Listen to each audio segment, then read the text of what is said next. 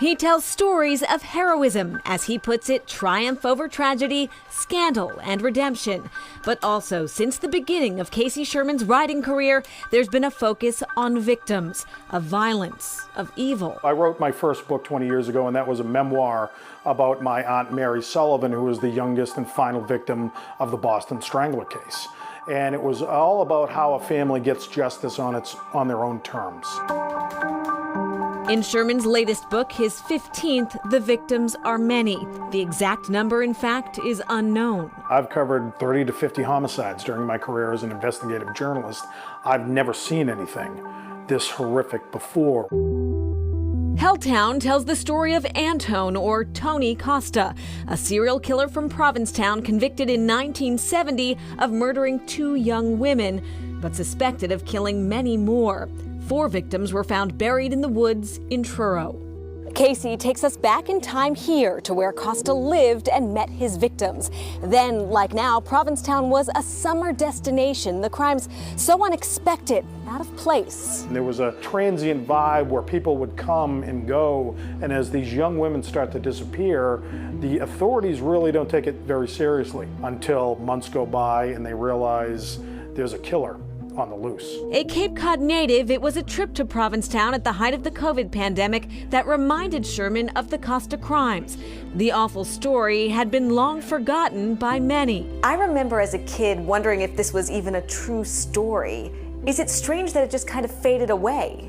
It almost became a comic book-like murder case. The murders themselves, after so many years, were almost related to you as a joke. You know, the killer was nicknamed Tony Chop Chop. Sherman said court transcripts of the case weren't digitized, but he interviewed investigators involved and uncovered records, some too gruesome to share. Well over 1,000 documents, all of the autopsy reports, the unpublished manuscript that Tony Costa had written in his own hand at Walpole State Prison.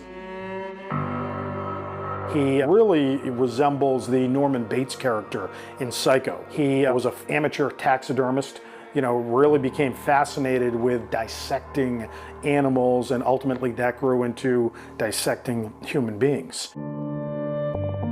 It was a case that drew unwanted national attention to the idyllic seaside town. Pulitzer Prize-winning photographer Stanley Foreman remembers being sent to the outermost tip of the Cape after a wire story crossed his editor's desk at the Record American newspaper. The editor saw something about 2 missing women, school teachers, from Rhode Island. And I still remember the chief of the Truro police taking us in the woods and actually showing us where the girls were murdered, showing us the trees, the area.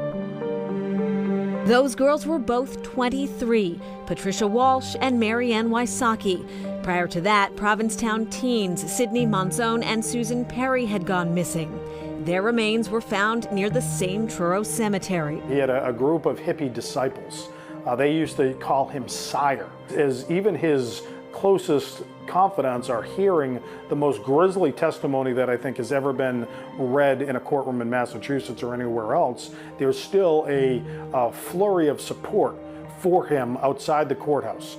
Foreman took the photos. 55 years I've done thousands of murders, but he didn't fit the bill when he came out of court. I mean, here's his wife smiling at him. Look at the pictures. She would have jumped up and given him a hug. It's just weird. The whole thing was weird.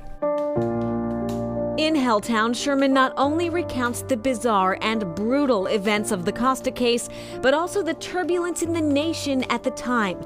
He brings in the perspectives of 2 literary giants who were living and working on Cape Cod as it was all unfolding. Kurt Vonnegut and Norman Mailer. And I focus a lot on these writers and how quickly they became obsessed with this investigation. Vonnegut wrote a lengthy article for Life magazine. Norman Mailer fictionalized the murders for a book and a film that he wrote and directed called Tough Guys Don't Dance. More than 50 years have passed since the killings.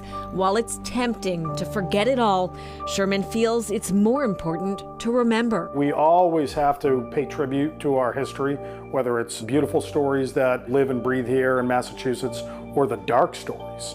We know about Whitey Bulger, we know about the Boston Strangler, we know about Lizzie Borden. We need to know about Tony Costa and what he did, and more importantly, I think, we need to remember the victims here.